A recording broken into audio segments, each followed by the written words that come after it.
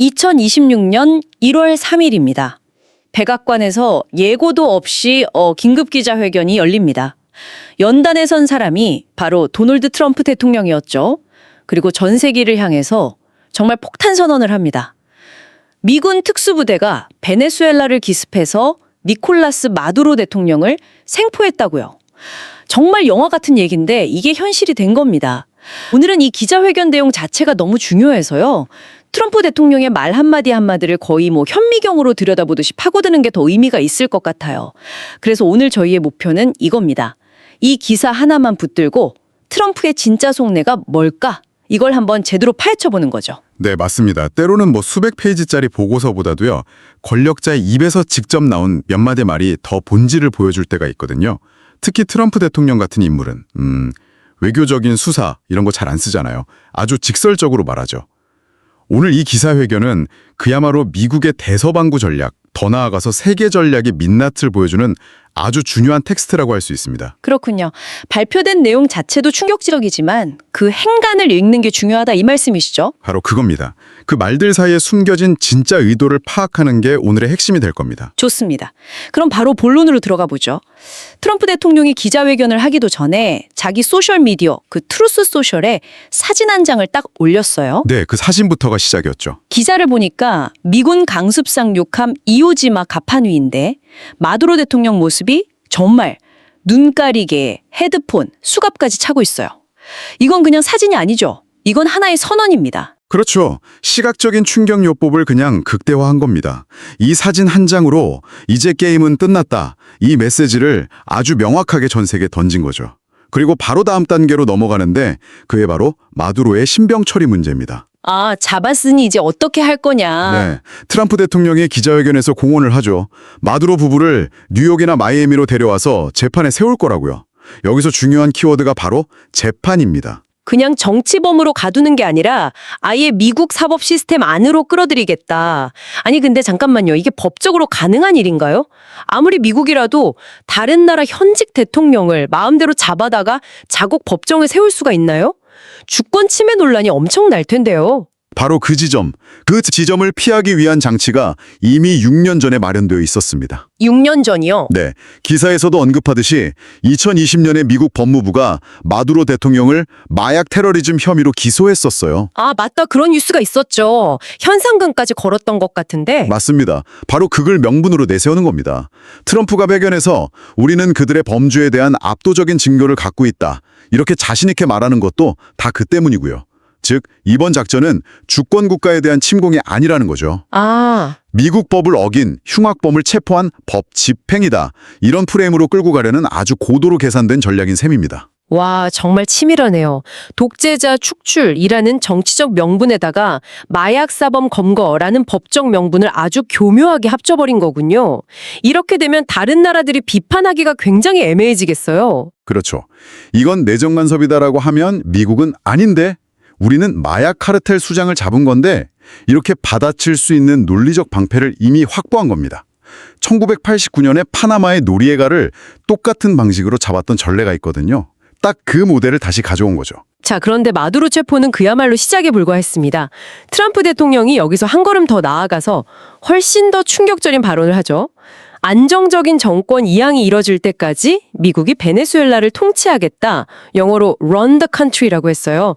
저는 이 발언 듣고 제 귀를 의심했습니다. 한 나라를 직접 운영하겠다니요. 21세기의 주권 국가를 상대로 이런 표현을 쓴다는 것 자체가 정말 전례가 없는 일이죠. 이 과도 통치 계획이 이번 발표의 심장부라고 할 수 있습니다. 그 통치를 하겠다는 이유가 뭐랍니까? 트럼프의 말을 자세히 뜯어보면요. 그 이유를 이렇게 설명합니다. 베네수엘라 국민의 안녕을 생각하지 않는 다른 누군가가 권력 공백을 차지하는 걸 막기 위해서라고요. 그러니까 마두로가 사라진 뒤에 벌어질 혼란이나 내전 가능성을 우리 미국이 직접 개입해서 막아주겠다. 이런 대의 명분을 내세운 거죠. 다른 누군가라 아마도 베네수엘라 내부의 반미 성향 군부 세력이나 어쩌면 러시아나 중국의 지원을 받는 세력을 말하는 거겠죠? 그럼 미국이 혼자 다 하겠다는 건가요? 누구랑 같이 이 나라를 운영하겠다는 건지? 바로 그 부분에서 미국의 계획이 더 구체적으로 드러납니다. 트럼프가 한 그룹과 함께 운용할 것이라고 말하면서 델시 로드리게스 부통령 얘기를 꺼내요. 아, 마두로 정권의 부통령이요? 네. 그녀가 대통령직을 승계했고 또 그녀가 미국이 원하는 것을 할 의사가 있음을 밝혔다고 공개적으로 언급했습니다. 이건 이미 물밑에서 로드리게스 부통령 측과 상당한 교감이 오갔다는 걸 암시하는 대목이죠. 잠깐만요. 델시 로드리게스가 미국이 원하는 것을 할 의사가 있다고요? 아니, 근데 그 말을 어떻게 믿죠?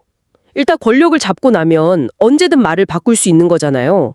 게다가 베네수엘라 군부나 정보기관에 아직 마두로 충성 세력이 막강할 텐데 미국이 이 모든 변수를 통제할 수 있다고 보는 걸까요? 아주 날카로운 지적입니다. 당연히 그런 우려가 있었을 겁니다. 하지만 트럼프 행정부는 그걸 힘으로 누를 수 있다고 판단한 것 같아요. 그 자신감의 근거가 바로 군사력입니다.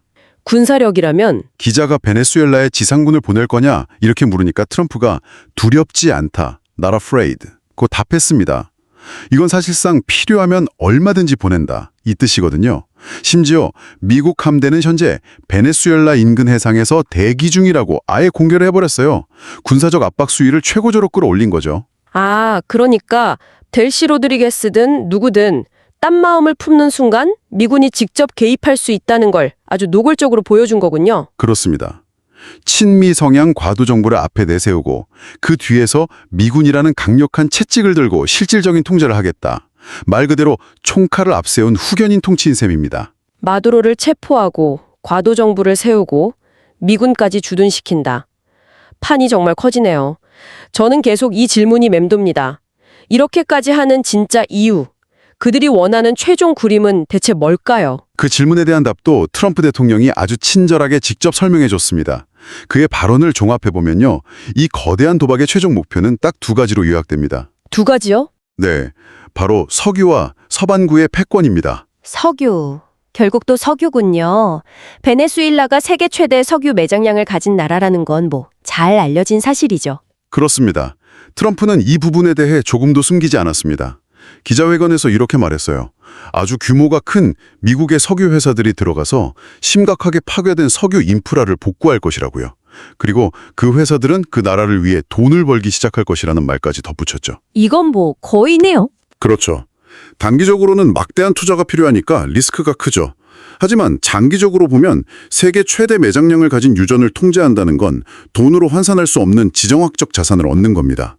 유가를 통제할 힘이 생기고 에너지 안보를 확보하고 더 나아가서 중국이나 러시아를 압박할 가장 강력한 카드를 쥐게 되는 거니까요. 알겠습니다. 경제적인 목표, 즉 석유에 대한 통제권 확보가 첫 번째 이유였군요. 그럼 두 번째 목표인 서반구의 패권은 구체적으로 어떤 의미인가요? 이게 어쩌면 이번 작전의 더 크고 본질적인 목표라고 할 수 있습니다. 트럼프가 이런 말을 했어요.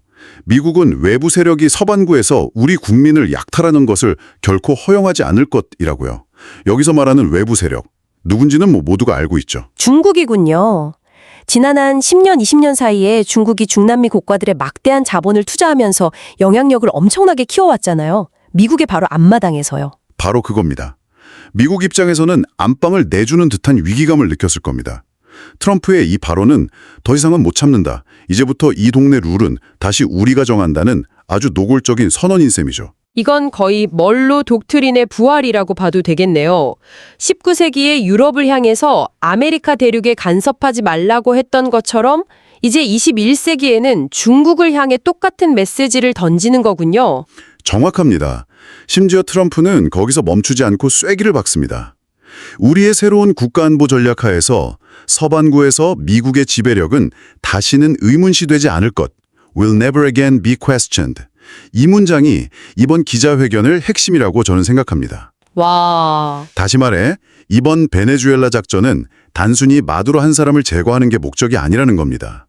이건 미국의 영향권인 서반구 전체에 대한 통제권을 회복하고 특히 거기에 도전장을 내민 중국에게 넘지 말아야 할 선이 어디인지를 힘으로 보여주는 본보기, 그 거대한 전략의 시작을 알리는 신호탄인 거죠. 와, 정말 거대한 체스판을 보는 것 같네요.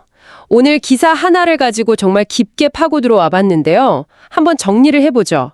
오늘 분석을 통해 확인한 것은 첫째, 미국은 마두로를 마약 테러리스트라는 법적 프레임을 씌워서 체포했고 미국 법정에 세워서 주권 침해 논란을 피해가려 한다는 점. 네, 그리고 둘째, 이후의 권력 공백은 친미 성향의 과도 정부를 내세우고 그 뒤에서 미군이 통제하는 후견인 통치 방식으로 관리하려 한다는 것. 그리고 마지막으로 이 모든 위험을 감수하는 진짜 이유는 두 가지.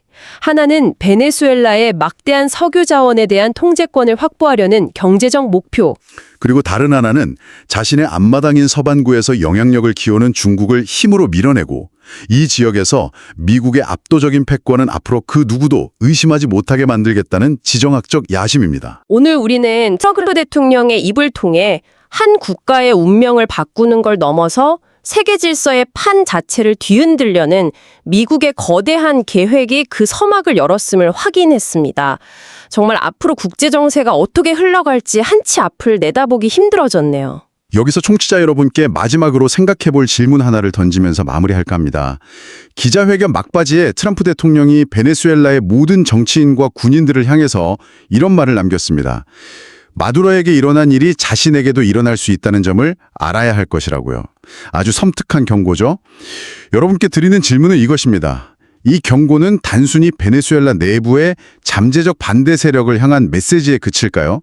아니면 쿠바나 니카라구아처럼 서반구에 남아있는 다른 반미 국가들 혹은 그 너머에 있는 미국의 다른 비후호국들을 향한 더 큰 메시지의 시작을 알리는 신호탄일까요?